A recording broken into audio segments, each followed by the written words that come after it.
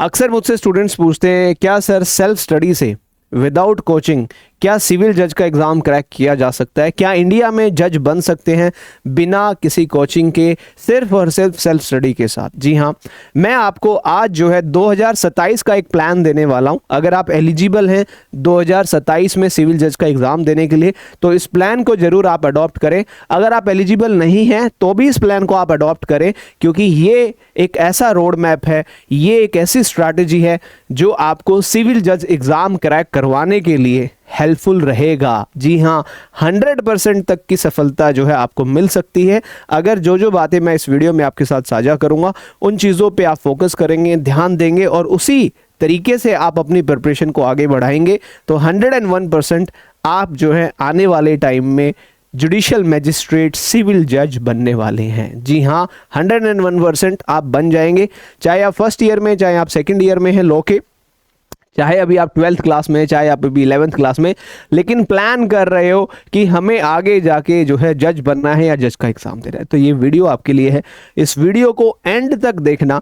Last में मैं आपको ये भी बताऊंगा कि कहाँ से आप जो है अपनी प्रिपरेशन कर सकते हो, किन किन चीज़ों को रेफर कर सकते हो, क्या स्ट्रैटेजी होनी चाहिए, क्या गलतियाँ नहीं करनी है, क्या गलतियाँ नहीं करनी है, राइट, सब कुछ। तो चलिए शुरू करते हैं आज का हमारा सेशन। तो पहले बात करते, देखिए सिविल जज, जब मैं सिविल जज एग्ज़ाम की बात करता हूं, सिविल जज एग्ज़ाम की ही बात कर रहा हूं, तो सबसे पहले हमें क्या करना है, हमें टारगेट बनाना है अपना। टारगेट कैसे बनाएंगे हम, हमें हमारा टारगेट क्लियर रखना है, क्योंकि सिविल जज का जो एग्ज़ाम है ये कोई सेंट्रल गवर्नमेंट की जॉब नहीं होती है ना, ये सेंट्रल गवर्नमेंट का एग्ज़ाम नहीं होता है, केंद्र सरकार का नहीं है, बल्कि ये स्टेट गवर्नमेंट का एग्ज़ाम होता है। स्टेट गवर्नमेंट की जॉब है, राज्य सरकार का एग्ज़ाम होता है ना। हर स्टेट में अलग अलग प्रकार की वैकेंसीज जो है निकलती हैं। हरियाणा में, राजस्थान में, पंजाब में, हिमाचल में, यूपी में, बिहार में, उत्तराखंड में, मध्य प्रदेश में, छत्तीसगढ़ में, वेस्ट बंगाल में, तमिलनाडु में, हर स्टेट अपने हिसाब से वैकेंसीज जो है नोटिफाई करता है। वैकेंसीज जो है ईयरली बेसिस पे भी आती हैं, है ना, ईयरली बेसिस पे वैकेंसीज आती हैं, राइट। कभी कभार 2 साल में आती है, कभी कभार 1 साल में आ जाती है, कभी कभार 3 साल भी लग जाते हैं वैकेंसी आने में, लेकिन डिफरेंट स्टेट्स की वैकेंसीज जो हैं आपको देखने को मिलती रहती हैं, लगातार वैकेंसीज चलती रहती है, ऐसा नहीं है वैकेंसी बिल्कुल भी नहीं आती है। अभी सिविल जज बनने के लिए 3 साल की, 3 ईयर की प्रैक्टिस आपके पास होनी चाहिए। प्रैक्टिस मतलब आपकी लॉ कंप्लीट हो जाने के बाद 3 साल की आपके पास वकालत का अनुभव आपके पास होना चाहिए, एक्सपीरियंस होना चाहिए, तब आप इस एग्ज़ाम को देने के लिए एलिजिबल बनते हैं। अब बात करें हमारा पहला स्टेप क्या होगा। फर्स्ट स्टेप हमारा होगा, हमें हमारा स्टेट जो है टारगेट करना है, क्योंकि ये स्टेट लेवल एग्ज़ाम है, डिफरेंट स्टेट्स में डिफरेंट टाइम के ऊपर वैकेंसीज आती हैं। प्रेफरेबली आप टारगेट वही स्टेट करें जिस स्टेट से आप आते हो। प्रेफरेंस आपकी क्या रहनी चाहिए, जिस स्टेट से आप आते हो। सपोज अगर आप यूपी से आते हो तो यूपी को टारगेट करें, अगर आप हरियाणा से आते हो, हरियाणा से बिलोंग करते हो तो हरियाणा जुडिशरी को टारगेट करें। इस प्रकार से सबसे पहला स्टेप आपका यही होगा कि आप टारगेट कर लीजिए कि आपको किस राज्य में जज बनना है ना, किस स्टेट में जज बनना है। आपको हरियाणा में बनना है, पंजाब में बनना है, यूपी में, बिहार में। पहला स्टेप कंप्लीट हो जाने के बाद सेकंड स्टेप पे आपको क्या करना है बेटा, सेकंड स्टेप क्या होगा आपका। सेकंड स्टेप, सपोज आपने डिसाइड किया कि मुझे तो हरियाणा में जज बनना है, हरियाणा सिविल जज एग्ज़ाम मुझे देना है, ठीक है। तो अब आपका सेकंड स्टेप क्या होना चाहिए, हरियाणा सिविल जज का एग्ज़ाम जो भी कभी हुआ है उसका एक नोटिफिकेशन, ऑफिशियल नोटिफिकेशन होता है, उसको आप डाउनलोड करेंगे। ऑफिशियल नोटिफिकेशन आप डाउनलोड करेंगे। ऑफिशियल नोटिफिकेशन से आपको क्या पता लगेगा, इस एग्जाम का सिलेबस क्या है, ठीक है। सिलेबस आपको पता लग जाएगा कि भाई कौन कौन से सब्जेक्ट्स इसमें पूछे जाते हैं, राइट। क्योंकि देखिए सिविल जज का एग्जाम जो है 3 स्टेजेस में होता है, ये भी आपको पता होना चाहिए। फर्स्ट स्टेज होती है प्री, फिर होता है मेंस, फिर होता है आपका इंटरव्यू। ये तीनों ही स्टेजेस आपको जो है क्लियर करनी होती हैं टू बिकम ए सिविल जज, तब आप सिविल जज बन पाते हैं। आपको जैसे ही सिलेबस पता लग जाता है नोटिफिकेशन से, उसके बाद जो है आपका थर्ड स्टेप बता रहा हूं मैं आपको। आप जो है मार्केट में काफ़ी सारी बुक्स अवेलेबल हैं, बुक्स काफ़ी सारी अवेलेबल मार्केट में। किस चीज़ से related books, previous year questions. Previous year questions की जो है बुक्स मार्केट में मिल जाएंगी। अब ये प्रीवियस ईयर क्वेश्चंस की बुक जो है प्रीलिम्स की भी आपको लेनी है और मेंस की भी आपको लेनी है, जिसके अंदर लास्ट 10 to 15 ईयर्स तक के जितने भी 10 से 15 साल पहले जितने भी एग्जाम हुए हैं उन सब के क्वेश्चंस आपको मिल जाएं, राइट। ये हो गया, 3 स्टेप आपके हो गए हैं। मैं आपको दिखा भी दूंगा कैसी बुक होती है। सिंगल पब्लिकेशन की बुक आती है, आप चेक करेंगे ना, previous year question paper book Haryana judiciary आपको मिल जाएगी अमेजोन पे, फ्लिपकार्ट पे, कहीं से भी आप परचेस कर सकते हो।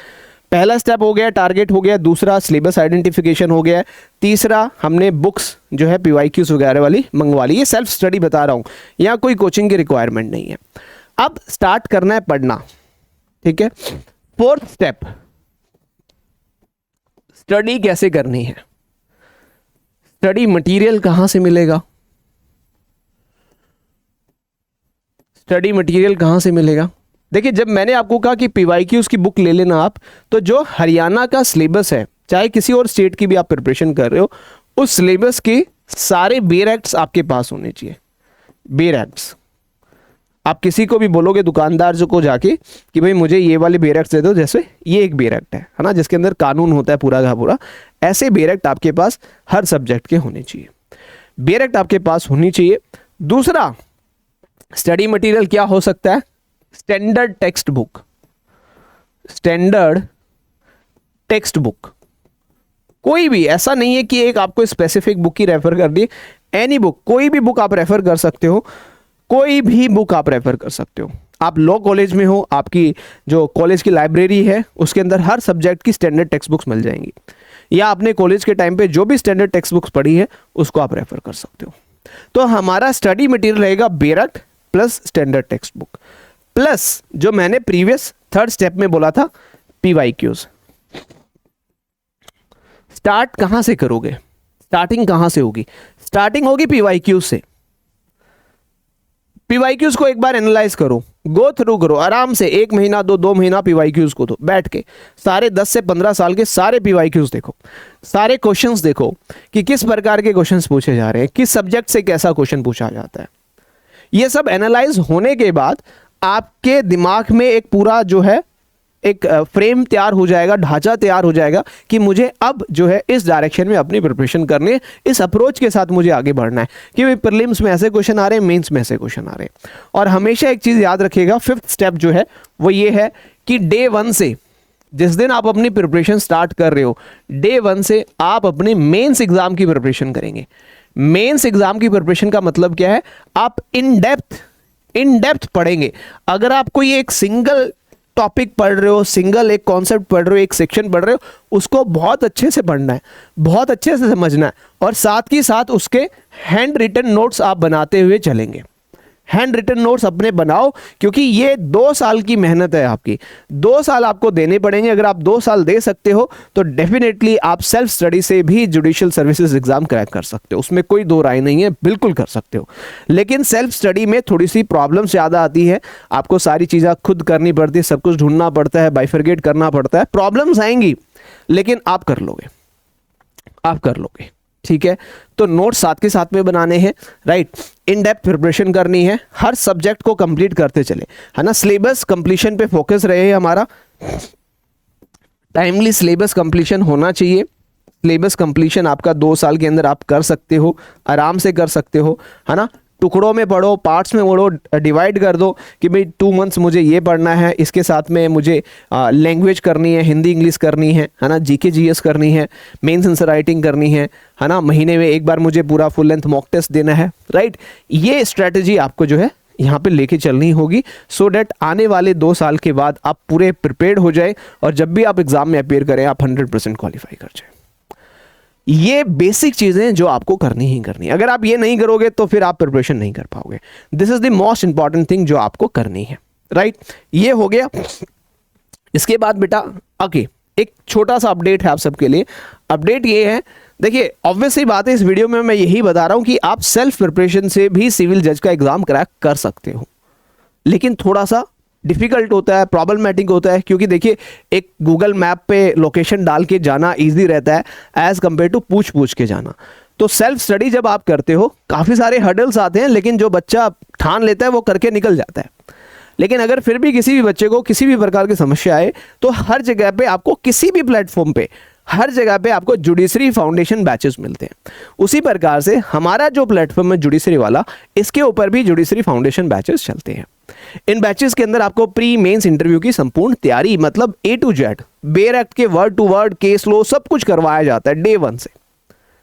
अभी क्योंकि दिवाली का फेस्टिवल है, दिवाली के उपलक्ष्य में यहाँ पे हमारे जितने कोर्सेज हैं, चाहे आप जज के लिए प्रिपरेशन करें, चाहे आप गवर्नमेंट एडवोकेट के लिए प्रिपरेशन करें, हर एक बैच के ऊपर 81% तक का डिस्काउंट चल रहा है। इन सबका लिंक डिस्क्रिप्शन बॉक्स में मिल जाएगा, या डायरेक्टली PW ऐप आप गूगल प्ले स्टोर से डाउनलोड कर सकते हो और इन बैच के अंदर आप एनरोल कर सकते हो। हम हमारी स्ट्रैटेजी पे वापस चलते हैं, राइट। तो हमने ये डिस्कस किया, सिलेबस कंप्लीशन पे फोकस रखना है हमें।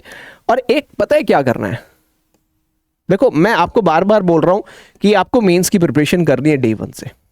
जब आप मेंस की प्रिपरेशन करेंगे तो मेंस के PYQs जो हैं बेटा, उनको साथ ही साथ में सोल्व करते चलो, इनके रेडीमेड आंसर बना लो। जो PYQs जितने भी आए हैं, सपोज कोई भी एक क्वेश्चन पूछा गया, उसका आंसर बिल्कुल रेडी करके लिख लो, बिल्कुल फेयर नोटबुक के अंदर आंसर रेडी होना चाहिए, सो दैट जब भी लास्ट मिनट रिवीजन करो आप सिर्फ यही देखो, question answer question answer question answer. Direct में से देख के बना लो, स्टैंडर्ड टेक्स्ट बुक्स में से देख के आप अपना आंसर बना लो, लेकिन बना लो। ये प्रिपरेशन अगर आप करोगे, और 2 साल का टाइम आपको देना पड़ेगा। पढ़ाई कैसे करनी है, सब्जेक्ट कैसे पढ़ने, देखो एक आपके पास मेजर सब्जेक्ट आप लेके चलेंगे, मेजर सब्जेक्ट जैसे CPC हो गया, है ना, भारतीय नागरिक सुरक्षा संहिता होगा, जो बड़े सब्जेक्ट्स हैं। उसके साथ में एक आपके पास माइनर सब्जेक्ट होगा, ठीक है। इसके अंदर माइनर में लोकल लॉ भी हो सकता है उस स्टेट का, है ना, और कोई जैसे आपका स्पेसिफिक रिलीफ एक्ट हो गया, सेल ऑफ गुड्स एक्ट हो गया, वो भी हो सकता है। और लास्ट में एक लैंग्वेज। ये 3 चीजें जो है पैरेलल चलेगी। लैंग्वेज, हिंदी इंग्लिश भी आती है आपके एग्जाम में, ठीक है। और ये हिंदी इंग्लिश हो जाए तो अल्टरनेटिवली आप GK GS रख सकते हो। ये मैराथन है, मतलब 2 साल लगातार, 2 इयर्स आपको ये करना पड़ेगा। आपको खुद को ट्रैक करना पड़ेगा कि भाई मेरा सिलेबस जो है कंप्लीट हो रहा है या नहीं हो रहा, जो सिलेबस मेरे एग्जाम में आएगा क्या वो मेरा कंप्लीट हो रहा है, टिक करते जाओ। पहला टारगेट तो यही होना है कि सिलेबस कंप्लीट करना है और इन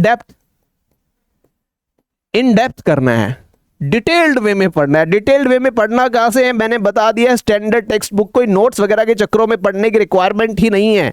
सिर्फ स्टैंडर्ड टेक्स्ट बुक पढ़ो जो लॉ कॉलेज में आपको अवेलेबल करवाई जाती है, उससे आप सब कुछ कर सकते हो। रेगुलर बेसिस पे केस लॉ पढ़ते रहो। केस लॉ कहां से पढ़े, लाइव लॉ से पढ़ लो, लाइव लॉ वेबसाइट से पढ़ लो, बार एंड बेंच की वेबसाइट है वहां से पढ़ लो। हर जगह आपको केस लॉस मिलते रहेंगे। केस लॉ पढ़ने से होता है कि आपका जो एक सोचने का नजरिया है वो बदलता है, आप जुडिशियल माइंडसेट से चीज़ों को समझते हो, सोचते हो। तो रेगुलर बेसिस पे, मतलब हफ्ते में 1 जजमेंट पढ़ लिया, 2 जजमेंट पढ़ लिया, ये तो अडॉप्ट करो। अगर आप हिंदी मीडियम के छात्र हो तो इंग्लिश में न्यूज़पेपर पढ़ो, जजमेंट्स पढ़ो, ट्रांसलेशन भी करो हिंदी टू इंग्लिश। ये कुछ बेसिक चीज़ें जो है आपको करनी होंगी अगर आप जज बनना चाहते हैं तो। मेहनत लगेगी लेकिन एट द एंड रिजल्ट आपको मिलेगा। आज मैं इस क्लास में कह रहा हूं, और जिस दिन कोई भी स्टूडेंट इस वीडियो को देख के जज बन जाए तो इस वीडियो के नीचे आके कमेंट कर देना कि सर हमने आपकी एक वीडियो देखी थी जिस वीडियो में आपने हमें एक रोड मैप बताया था, एक तरीका बताया था कि कैसे आप कर सकते हो। राइट, मैं आज जज बन गया हूं उस वीडियो को देख के। जरूर कमेंट करना, मैं जरूर आपका कमेंट पढ़ूंगा। राइट, और this is a very important thing बेटा। जरूरी नहीं है कि आपको कोचिंग नहीं है, रिक्वायर्ड नहीं है कोचिंग। अगर आपको लगता है मैं मेहनत कर लूंगा, मैं बहुत ज़्यादा हार्ड वर्किंग हूँ, स्मार्ट वर्क भी कर लूंगा, हार्ड वर्क भी कर लूंगा, तो आप सेल्फ भी कर सकते हो। कोचिंग तो थोड़ा सा पुश कर देता है। जो चीज़ 2 साल में होने वाली होगी वो शायद कोचिंग के थ्रू 1 साल में हो जाए, यही होता है। Right, but it is not mandatory. और ये ज़रूरी भी नहीं है कि हर एक बच्चा जज बनता है तो कोचिंग के साथ ही बनता है, ऐसा नहीं है बेटा, ऐसा नहीं है। बिना कोचिंग वाले बच्चे जो हैं, जो सेल्फ स्टडी करते हैं, खुद से पढ़ते हैं, है ना, वो भी जज बने हैं और आगे भी बनते रहेंगे और हमेशा बनते रहेंगे।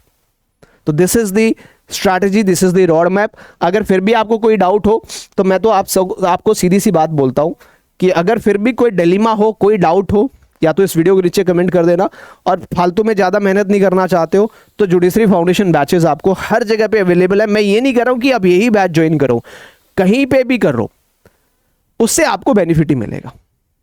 राइट, जैसे जुडिशरी नीति जुडिशरी फाउंडेशन बैच है, फीस 24,999 रुपये, 50,000 का बैच 24,999 रुपये में 81% डिस्काउंट चल रहा है। आप किसी भी प्लेटफॉर्म पे किसी भी कोचिंग संस्था से जुड़ सकते हो। अगर आपको ऐसा लगता है कि भाई मेरी प्रिपरेशन में थोड़ी सी प्रॉब्लम आ रही है, मुझे किसी की गाइडेंस चाहिए, मुझे कोई हेल्प करे, बात बात पे मुझे बताता रहे कि बेटा ऐसे करो, या आप ऐसे व्यक्ति हो कि एक बार मुझे बता दो, जैसे मैंने इस वीडियो में बता दिया, मैं कर लूँगा, तो ऐसे कर लेना। ठीक है, थैंक यू सो मच। अगर वीडियो अच्छी लगी हो तो अपने दोस्तों के साथ भी साझा करें, और wish you all a very happy Diwali. आप सबको दिवाली की हार्दिक शुभकामनाएं। आप और आपका परिवार जो है दिवाली अच्छे से सेलिब्रेट करें। और देखिए, दिवाली में हम दिए तो जलाते ही जलाते हैं, अपने फ्यूचर को भी ब्राइट करने के लिए हमें मेहनत करनी पड़ेगी। अगर आप चाहते हैं to become a judicial officer, अपने माँ बाप का सपना पूरा करना, अपना सपना पूरा करना, तो उसके लिए मेहनत करनी पड़ेगी। और आप मेहनत करोगे तो आज भी कह रहा हूँ, हमेशा कहूँगा, एट दी एंड आपको उस चीज़ का रिजल्ट मिलेगा ही मिलेगा। Thank you so much. जय हिंद, सत्यमेव जयते। धन्यवाद।